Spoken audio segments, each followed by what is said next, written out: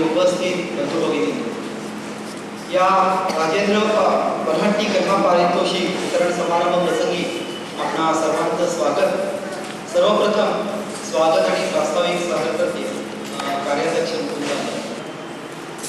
संस्थेचे कार्यवाह दाते, सूत्रसंचालन करणारे प्राथमिक चालक निमकर आणि या सगळ्या पाठीशी खरं म्हटलं तर ज्यांची आवर्जून अशी प्रेरणा आहे, चांगला कार्यक्रम घडून यावा, चांगला काही कौतुक व्हावं असे ज्येष्ठ लेखक म्हणण्याच्या आमच्यासारखे जे कार्यकर्ते श्रीयुत राजेंद्र बन्हाट्टी यांची सर्व कुटुंबीय मंडळी आणि उपस्थित असलेले अँड रेस्टॉरंट हा तिसरा कथासंग्रह आहे आणि त्यांचे या आधी 2 कथासंग्रह प्रसिद्ध झालेले आहेत, डायरी आणि रॅट रेस.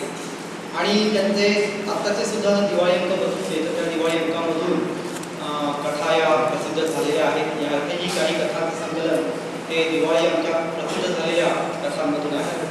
या सर्वच कथांमधून म्हणजे साकी बार अँड रेस्टॉरंट ही कथासंग्रह आणि तसेच इतर 2 या सगळ्याच कथासंग्रहातून मुंबईच्या महानगराशी निगडीत मुख्यतः जे जीवन आहे, त्यातले जे ताणतणाव आहे, जी जीवघेणी स्पर्धा चाललेली आहे, याचं अतिशय चांगल्या प्रकारे प्रत्येकाने चित्रण झालेलं आहे. आत्ताच्या या संगणक युगामध्ये, यंत्रयुग पार करून आपण संगणक युगामध्ये प्रवेश केला आहे. तर यामध्ये जी जीवघेणी स्पर्धा चालते, स्वतःच्या स्वार्थासाठी बिनदिक्कतपणे दुसऱ्याचा गळा कापला जातो, ह्या साऱ्यातून सामान्य माणसाची जी कुजंबणा होते आणि आजूबाजूला जी भ्रष्टाचाराने पोखरलेली जी यंत्रणा आहे, व्यवस्था आहे, अन्याय करणारी व्यवस्था आहे, या व्यवस्थेला आपण संघर्ष सुद्धा करू शकत नाही किंवा दाद मागू शकत नाही आणि मग हताशपणे एका क्षणी माणूस त्या व्यवस्थेचा भाग बनून जातो आणि त्या व्यवस्थेचा एक भाग बनून त्याचप्रमाणे दुसऱ्यावर सुद्धा अन्याय करायला सुद्धा कचरत नाही. या साऱ्याचं ह्या बदलाचं अतिशय सुंदर चित्रण, अस्वस्थ करणारं चित्रण, जरी सुंदर शब्द हा वापरला तरी अस्वस्थ करणारं चित्रण त्यांच्या अनेक कथांमधून आलेलं आहे. आणि ह्या कथांमधून आताच्या संगणक युगामुळे झालेले बदल, त्याच्या ते नवीन संदर्भ, या जीवघेण्या स्पर्धांचे संदर्भ, ह्या सगळ्यांचे संदर्भ ठिकठिकाणी आलेले आहेत की जे मराठी कथा विश्वामध्ये खूप अतिशय सुलभ किंवा अतिशय कमी प्रकारे आढळतात. या साऱ्यांचे संदर्भ यांच्या या कथासंग्रहामध्ये आलेले. मी प्रत्येक कथांची ओळख करून देणं हे अप्रस्तुत ठरेल आणि तेवढा वेळही नाही. आणि खरं म्हणजे सर्वच कथा या मुळातूनच वाचल्या तरच त्या अतिशय आनंद देणाऱ्या आहेत. त्यामुळे फक्त मी जाता एक 2-3 कथांच्या बद्दल सांगतो. त्यांची सगळ्यात पहिली जी कथा आहे ग्लोबल हे शीर्षक असलेली, या कथेमध्ये एक दाम्पत्य आणि त्यांच्यामधल्या सुप्त संघर्षाचं चित्रण केलेलं आहे. सुप्त संघर्ष असं म्हणतो की मी त्यांचे स्वभाव परस्पर विरुद्ध आहेत म्हणून नाही किंवा त्यांच्यामध्ये सतत भांडण आहे म्हणून नाही, ते एकमेकांवर तितकंच प्रेम करतात, परंतु तरी सुद्धा त्यांच्या मुलीने या दोघांच्या मनाविरुद्ध ते लग्न केलं आणि त्यानंतर ती त्या कुटुंबाला दुरावते आणि केवळ त्याच्या आईच्या अट्टहासामुळे, अहंकारामुळे ती पुन्हा ते अंतर हे काही मिळवू शकत नाही. त्यामुळे त्या वत्सल पित्याची जी कुचंबणा होते याचं फार सुंदर चित्रण या कथेमध्ये केलेलं आहे. म्हणजे ग्लोबल हे जे शीर्षक आहे, खऱ्या अर्थाने त्यांनी मॉरिशसमध्ये नोकरी केलेली आहे, पुन्हा तो इतर देशांमध्ये नोकरी शोधतो आहे. विज्ञानाच्या कृपेने ज्या काही सुखसुविधा आहेत त्या साऱ्या त्याच्या समोर उभ्या आहेत, परंतु तरी सुद्धा तो हे वास्तव, हे अंतर काही मिळवू शकत नाही आणि तो त्याच्या मुलीला भेटू शकत नाही. त्यांनी एका ठिकाणी असं म्हणलेलं आहे की मला ताश्कंद काय, मॉरिशस काय किंवा आफ्रिका काय, आपल्याला सगळं सारखं. आपण आता खऱ्या अर्थाने ग्लोबल झालेलो आहोत आणि सगळ्यांपासून तुटलेलो आहोत. हे ग्लोबलायझेशनचं आपल्याकडे नेहमी जे रंगीबेरंगी चित्र आणि रूप आपल्या समोर वर्णन केलेली असतात, परंतु ग्लोबलायझेशनचं हे जे रूप आहे, मानवी नात्यांच्या मध्ये रूपांतरित होणारं हे जे दर्शन आहे, हे या कथेद्वारे आपल्या समोर नेमकेपणाने येतं. आणि हे आपण आजूबाजूला हे सारं पाहत असतो. आत्ताच्या याच्यामध्ये ज्याला बिझी बीज ज्याला म्हणतात, इंडस्ट्रीमध्ये काम करणारे असोत किंवा मोठ्या पदांवर असणारे अधिकारी असोत, या साऱ्यांच्या मधून हा संघर्ष या ना त्या रूपाने, परंतु अशाच तऱ्हेचा संघर्ष आपल्या आजूबाजूला नेहमी दिसत असतो. याचं फार सुंदर त्यांच्या या कथेमध्ये झालेलं आहे. त्यांची दुसरी जी कथा आहे, दुसरी म्हणजे क्रमांकाने मी जात नाहीये, दंगल. मुंबईमधल्या धार्मिक तणावांवरून मुंबईमध्येच्या लेखनाला अतिशय आवडतात, म्हणजे मला जाणवलेला असा सर्वच या तीनही कथासंग्रहांमधून पदोपदी भेटणारा हा विषय आहे. मुंबई महानगर, त्याच्या समस्या, लोकांचे ताणतणाव याचं अतिशय ठाई पण अतिशय अस्वस्थ करणारं दर्शन त्यांच्या खूपशा कथांमधून दिसतं. त्या दंगलीचे जे संदर्भ आहे हे सुद्धा 2-3 ठिकाणी आलेले आहे. पण दंगल या शीर्षकाची जी कथा आहे ती या पार्श्वभूमीवरच त्याचं चित्रण झालेलं आहे. आणि धार्मिक तणावावरून समाजामध्ये तेढ निर्माण करणे हा जो राजकारणी लोकांचा खेळ असतो, लोकांना विनाकारण भडकावून दंगली पेटवायच्या आणि त्यावर आधारित आपले राजकीय हेतू साध्य करून घ्यायचे, याचं अस्वस्थ करणारं चित्रण या कथेमध्ये दिसतं. आणि यामध्ये शफीक भाईसारखा राष्ट्रप्रेमी, सच्चा मुसलमान आणि त्याचं कुटुंब यांची कशी हे कसं भरडून निघतं, यांची कशी कुचंबणा होते, यांचे कसे हाल होतात आणि एका बिंदूला त्याचे येऊन पोहोचतात की आपण मुसलमान आहोत म्हणून आपल्यावर अन्याय होतोय आणि म्हणून ते त्या गटामध्ये जायचं का नाही अशा तऱ्हेचे विचार त्याच्या मनामध्ये येतात. अर्थात ते त्यापासून परावृत्त होतात. या सगळ्यातून अतिशय सुंदर चित्रण त्यामध्ये झालेलं आहे. त्याच्यामध्ये एका धर्मवादी संघटनेच्या एका विभागाचा जो प्रमुख असतो पपी भोसले आणि त्याचा भाऊ अरुण, तो उदारमतवादीच्या आचारणीचा असतो. या दोघांच्यातला संघर्ष याच कथेमध्ये त्यांनी अतिशय नेमकेपणाने टिकलेला आहे. अशा तऱ्हेचा संघर्ष ही दोन माणसं, या दोन प्रवृत्ती आहेत आणि या प्रवृत्तीमध्ये जो चाललेला संघर्ष आपण नेहमी पाहत असतो तोच या कथेमध्ये आहे. या साऱ्या कथांमध्ये साकी बार अँड रेस्टॉरंट, डायरी आणि पहिला जो आहे रॅट रेस, याच्यामध्ये जे आपल्या आजूबाजूला घडणारं जे वास्तव आहे, या वास्तवाचं अतिशय वास्तवपणाने, अतिशय नेमक्या शब्दामध्ये, अतिशय अर्थवाही शब्दांमध्ये चित्रण झालेलं आहे. शेवटची जी कथा आहे साकी बार अँड रेस्टॉरंट, अतिशय सुंदर कथा आहे. त्याच्यामध्ये एका मध्यमवर्गीय वसाहतीमध्ये एक बार आणि चालू होतो, रेस्टॉरंट चालू होतं आणि त्याच्यामध्ये अनैतिक समजले जाणारे सर्व प्रकारचे धंदे एका मध्यमवर्गीय वस्तीमध्ये चालू होतात.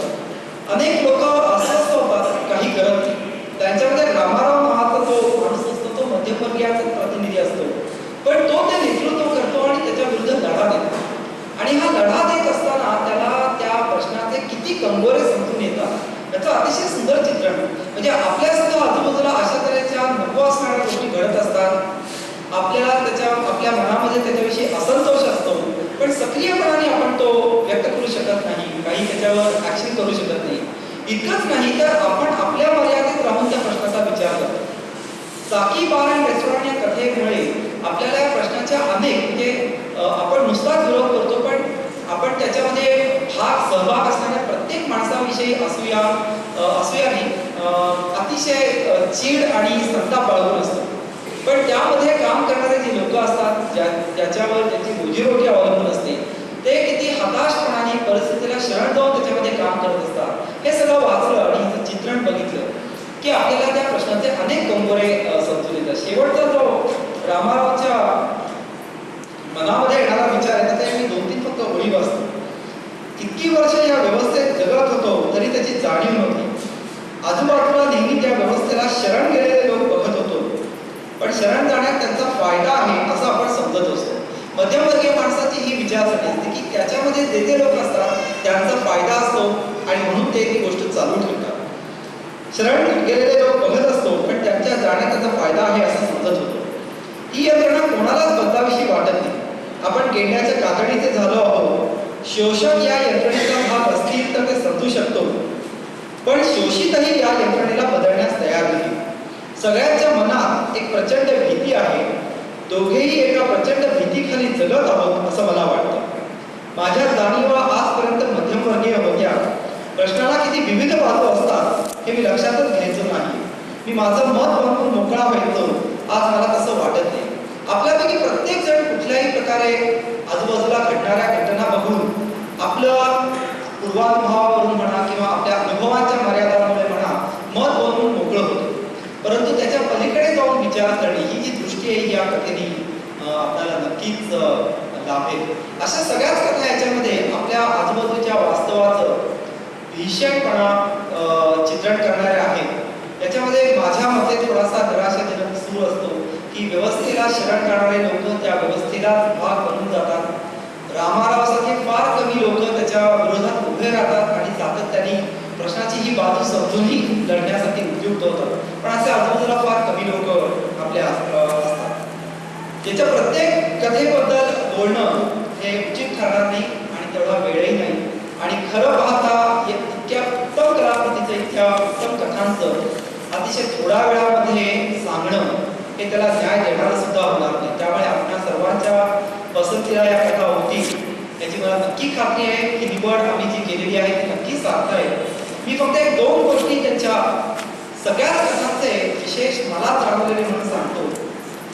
एक म्हणजे यातला अनुभव जो आहे हा मुंबई महानगरामधला जरी असला तरी तो कुठल्याही महानगर बनू पाहणाऱ्या शहरामध्ये आपल्या अनुभवाला येतो. त्यामुळे हा अनुभव सार्वत्रिक आहे. हा केवळ मुंबईच्या जरी जीवनाशी संदर्भ असले तरी त्याच्या जीवनाशी संलग्न अशा नाही. आणि यांच्या भाषेमध्ये विलक्षण मोकळेपणा जाणवतो. सगळ्याच भाषांमध्ये कुठल्याही प्रकारचे परंपरेने जे कथेमध्ये आपल्याला जाणवतात तसे नियम किंवा ह्यांचं जोखड जाणवत नाही. एक दोन संदर्भामध्ये मी फक्त माझा मुद्दा सांगतो की यांनी शब्दांचं सोवळं पण जपलेलं नाही आणि मोकळेपण पण जपलेलं नाही. मला असं म्हणायचंय की मानवाच्या कामवासना, लैंगिक वासना ह्या सुद्धा मानवी वर्तनामध्ये, ताणतणावामध्ये फार मोठी भूमिका बजावत असतात. यापूर्वी याचं चित्रण अतिशय संयमितपणाने शक्यतो टाळून किंवा थोडंसं हे करून चित्रण व्हायचं. आता नवीन जो प्रवाह आलेला आहे की अशा तऱ्हेचं कुठलंच बंधन पाळायचं नाही. हे सुद्धा फार ही सुद्धा एक फार महत्वाचा मुद्दा आहे आणि याचं चित्रण झालंच पाहिजे. आणि ह्या एका उद्देशाने म्हणून की काय हीच एक महत्वाची भावना आहे. कुठल्याही प्रकारचे शब्दांचे, भाषेचे सोवळेपण न मानून बटबटीतपणे ते अनुभव चित्रण करायचे असा एक तऱ्हेचा नवीन प्रवाह आहे. परंतु ही लंबकाची दोनही टोकं न गाठता पंकज कुरुलकरांनी अतिशय संयमितपणे परंतु अतिशय योग्य शब्दांमध्ये आणि जिथे जिथे कथेच्या आशयाला पोषक म्हणा किंवा आवश्यक म्हणा आहे अशा सर्व भावभावनांचं चित्रण यथार्थपणे केलेलं आहे. हा एक मला त्याचा विशेष वाटतो. आणि दुसरी गोष्ट म्हणजे जिथे जिथे मुंबईमधली ही लोक आहेत त्यामुळे अनेक प्रदेशातून भारताचे आलेले आहेत. त्यामुळे त्यांच्या बोलण्यामध्ये मराठी बरोबर हिंदी येतं, मराठी बरोबर इंग्लिशही येतं. ते तसेच्या तसे आपल्याला स्वाभाविकपणाने वाटणारे शब्द किंवा वाक्य ही जशी ना तशी आलेली आहे. त्याच्यामध्ये कुठेही आपल्याला असं काही वेगळं वाटत नाही. आणि मराठीमधली कथा म्हणून शुद्ध मराठीमध्ये शब्द वापरले पाहिजे असा अट्टहास आहे. अतिशय सुंदरपणाने ह्या सगळ्याचा त्यांनी वेळ साधलेला आहे.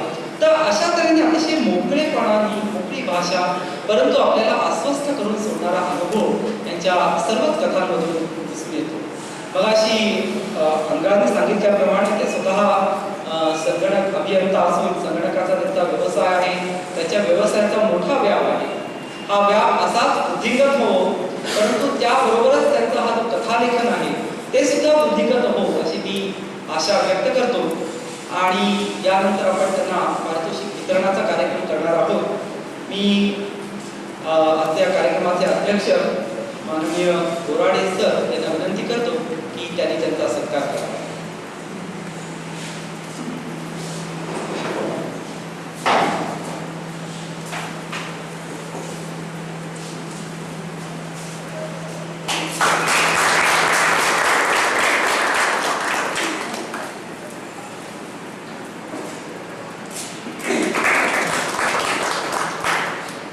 सत्काराचं स्वरूप स्मृतिचिन्ह रोख 5,000 रुपये आणि पुष्पगुच्छ असं आहे. यानंतर आजचे अध्यक्ष मला भाषण करता येत नाही. मी थोडंफार लिहून आणले ते मी जरा वाचून दाखवतो. मित्र, पुणे ग्रंथालयाचे कर्मचारी आणि साहित्य संस्कृती मंडळाचे अध्यक्ष व माझ्या आवडत्या पाचोळा कादंबरीचे लेखक श्री रानू बोराडे, आज आयुष्यात मी प्रथमच भाषणासाठी उभा राहिलो आहे ते मला मिळालेल्या राजेंद्र मराठी पुरस्कारामुळे. आपल्याकडे भाषणाची आवड असणारे खूप आहे. मी हाडाचा लेखक आहे व चांगला श्रोता आहे अशी माझी समजूत आहे. सगळ्यांनाच काहीतरी सांगायचे असते, बोलायचे असते, ऐकणारे कमी आहे. मी दुसऱ्या श्रेणीत मोडतो. माझे बोलणे मला लिहून सांगायला आवडते. वाचकाने एकांतात माझे लेखन वाचून माझे संवाद साधला की मला बरे वाटते. आज प्रथमच तुमच्याशी बोलून संवाद साधतो आहे ते माझ्या आवडत्या लेखकाच्या नावाने मला मिळालेल्या पुरस्कारामुळे. राजेंद्र मराठींच्या कथा खूप पूर्वीपासून वाचत आलो आहे व त्यांच्या संबंध, लाडला, कृष्णजन्म सारख्या प्रत्येक दीर्घकथा खूप आवडल्या आहेत. गेल्या 4-5 वर्षात मी सुद्धा दीर्घकथाच लिहितो आहे. माझ्या दीर्घकथांच्या पुस्तकाला त्यांच्या नावाने पुरस्कार मिळाला ही माझ्यासाठी आनंदाची गोष्ट आहे. त्यासाठी मी पुणे मराठी ग्रंथालयाचे आभार मानतो. मित्र, मी त्रास देणाऱ्या गंभीर स्वरूपाच्या गोष्टी लिहितो. हलके फुलके लिहिणे मला जमत नाही. कोणाच्या सांगण्यावरून मला लिहिणे जमत नाही. संपादकाच्या तगाद्यावरून मी आजपर्यंत कधी लिहिले नाही. एखाद्या गोष्टीचा मला त्रास व्हायला लागतो तो मी सहन करत राहतो आतल्या आत एकट्याने. पण एक दिवस ते असं घेऊ लागते आणि मग लिहिल्याशिवाय बरे वाटत नाही. मी रोज मागे होऊन लिहितो. लिहिण्याच्या टेबलवर बसले की शब्द सुचत जातात. दिवसा इतर वेळी मला लिहिणे शक्य नसते कारण तेव्हा मी 75 लोक काम करत असलेल्या 15 कोटीच्या कंपनीचा मालक असतो. माझे वेगळे विश्वास असते याचा अर्थ त्रास होत असतात असे नाही, पण ते दाबून ठेवावे लागतात. रात्री त्याच्यावर विचार करत बसतो. सकाळी उठून खोलीची खिडकी उघडतो, स्वच्छ हवा आत येतो आणि लिहिणे सुरू होते. लोकांचा त्रास संपला, दुःख संपले तर माझे लेखन बंद होईल याची मला खात्री आहे. तो दिवस माझ्यासाठी सर्वात आनंदाचा असेल. चांगलेपणाने जगणे हे सर्वात महत्त्वाचे असे मी मानतो. माझा मुलगा मराठी 5वीत आहे. तो मला कधीतरी त्याच्या शाळेच्या निबंधाचा शेवट विचारतो, कधी समानार्थी शब्द विचारतो. मला पटकन सांगता येत नाही.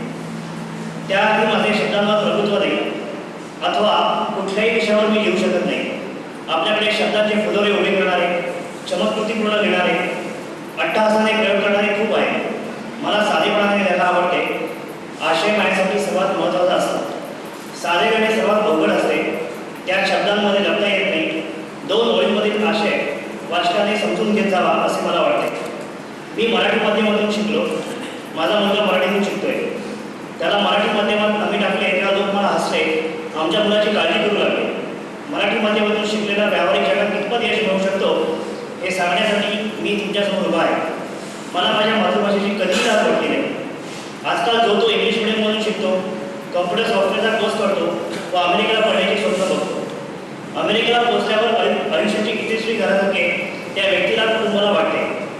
माझे याच मातीत राहून इथल्या सर्व प्रकारच्या प्रतिकूल परिस्थितीशी झगडत शून्यातून स्वतःचे छोटे गाव राज्य उभे करण्याचे स्वप्न होते ते कितपत पूर्ण झाले होते हे सर्वांसमोर आहे. यासाठी मातृभाषेची कास सोडणे, सत्वाला तिलांजली देणे मला कधीच जरुरीचे वाटले नाही.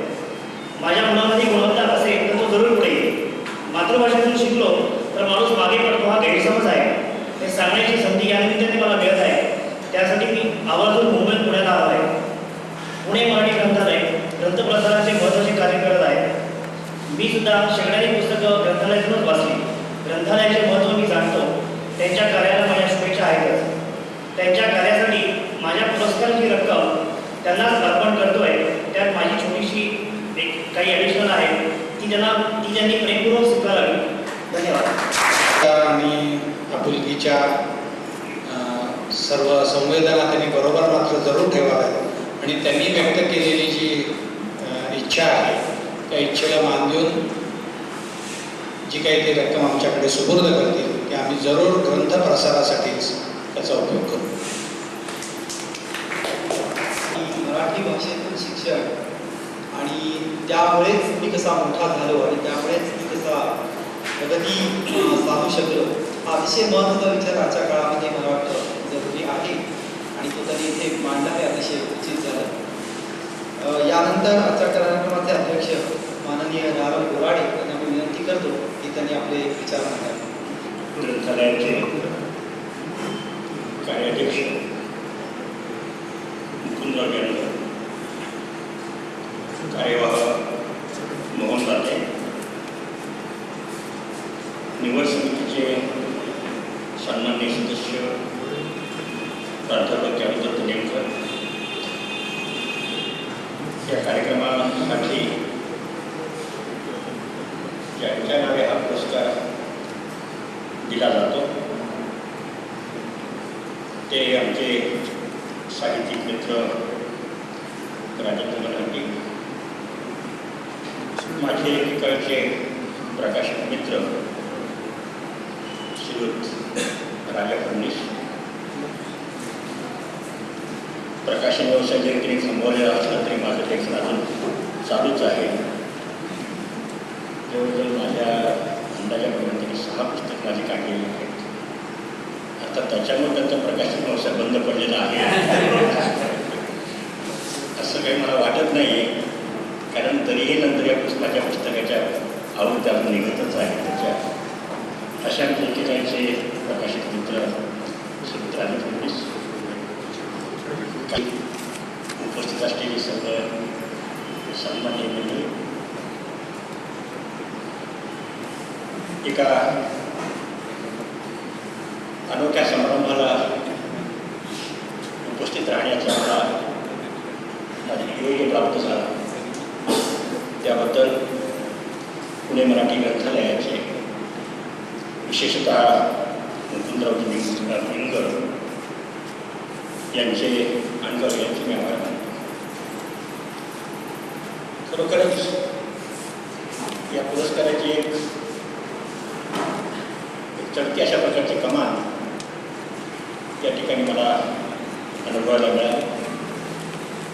श्रीयुत राजेंद्र बनहट्टी यांच्या नावे पुरस्कार सुरू आहे इथपर्यंत या संदर्भात माझ्याकडे माहिती होती, परंतु षष्ठीची पूर्तीनिमित्त त्यांना जो निधी दिला गेला त्या निधीचा विनियोग कशा प्रकारे करावायचा या संबंधीचा विचार जेव्हा त्यांच्या मनामध्ये आला आणि मनामध्ये काही लोकांच्या असतं काही बोलून दाखवतात तसं किंवा लिहून दाखवतात की दुसऱ्यापेक्षा आपल्याला जर मोठं होत नसेल तर जो आपल्यापेक्षा मोठा होऊ इच्छितो त्याचे पाय कशी छाटता येतील आणि आपली उंची कशी वाढवता येईल अशा प्रकारचा त्याचा प्रयत्न असतो. अशा प्रकारच्या परिस्थितीमध्ये राजेंद्र बनहट्टी यांनी तो त्याला छेद दिला आणि मराठी लेखकांच्या संदर्भात अशा प्रकारचं सर्वंकष अशा प्रकारचं विधान तुम्हाला करता येणार नाही. मराठीत असेही काही लेखक आहेत की साहित्य क्षेत्रातल्या एखाद्या उगवत्या अशा प्रकारच्या लेखकाचं स्वागत करायला,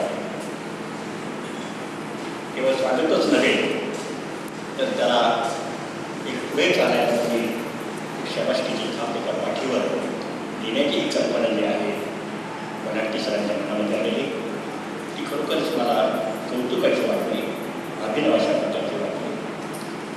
मला वाटतं इतरही मराठी लेखकांनी त्याचं अनुकरण केलं तर लेखकाच्या या निर्मळ मनाचं एक चांगलं रूप मराठी वाचकांना बघायला मिळेल आणि मराठी वाचकांच्या वाचकांना मराठी लेखकाविषयीचे जे प्रेम आहे ते प्रेम कमी होते की अशा प्रकारे शंकांकडे मला येऊन लागलेले आहे ते वाढत आहे. माणसावर प्रेम करणं आणि त्याच्या साहित्यावर प्रेम करणं या दोन भिन्न अशा प्रकारचे. मराठीमध्ये काही लेखक असे आहेत की त्याच्या साहित्यावर प्रेम करावं वाटतं, त्या माणसावर प्रेम करावं वाटतं. पण मराठीमध्ये असे काही लेखक आहेत की त्या माणसावरही प्रेम करावं आणि त्याच्या साहित्यावर प्रेम करावं असे जे मराठीमध्ये जे मोजकी लेखक आहेत त्यांच्यामध्ये राजेंद्र बनहट्टी यांचा समावेश होतो हे मला आपल्याला मोकळे करायचं. या त्याच्या विनियोगासाठी दिली ही तर अतिशय मनाला भावणारी कुठेतरी मनामध्ये त्यांच्याविषयी एक लेखक म्हणून आणि माणूस म्हणून आदर वाढवणारे अशा प्रकारची वाटली. पारितोषिकाची रक्कम मिळाल्यानंतर त्यातून का टी व्ही घ्यायच्या घरामध्ये आणखी काय घ्यायचं याचा विचार त्या पारितोषिकाची रक्कम मिळण्यापूर्वीच सुरू होतो. त्यांनी फार मोठ्या दिलदार अशा प्रकारच्या व्यक्तीनं या पुणे मराठी ग्रंथालयाकडे ही देणगीची रक्कम सुपूर्द केली. त्यांच्याकडे आता त्यांच्याकडे किती आहे मला माहीत नाही, 10 कोटीचा त्यांचा संगणकाचा व्यवहार आहे वगैरे त्या पुस्तकाच्या शेवटच्या पानावर छापलं गेलेलं आहे. त्याच्या 10 कोटीचा व्यवसाय पण त्यांचे किती आहेत मला माहीत नाही त्यातले, परंतु पैसा आपल्याला मिळतो किती यापेक्षा आपल्याला तो हवाई किती, कोट्याधीश असलेली माणसं देखील आणखी आपल्याला रक्कम मिळत जावी अशा प्रकारची भावना बाळगणारी असतात. अशा परिस्थितीमध्ये पंकज कुरुलकर मनाचा मोठेपणा दाखवला आणि पुणे मराठी ग्रंथालयाला पुन्हा एक योग असा सांगून टाकला की आपण काय सुरू करतोय, त्याचा येईल ते पाहत तुम्ही काय करायचं ग्रंथालयाने ठरवावं. परंतु मला असं वाटतं की वर्षभरामध्ये पुणे मराठी ग्रंथालयाची जी पुस्तकं वाचक वाचतात, एखादा पुरस्कार वाचकांना अशा प्रकारचा हा त्यांनी सुरू करावा अशा प्रकारची अपेक्षा मी या ठिकाणी म्हणून दाखवतो. कारण एकूण साहित्य प्रक्रियेमध्ये वाचकांना एवढं काही मानाचं स्थान आपल्याकडे मिळायला हवं, दिलं जायला हवं, तेवढं दिलं जात नाही. खरं म्हणजे वाचकामुळंच आम्ही लेखक आहोत.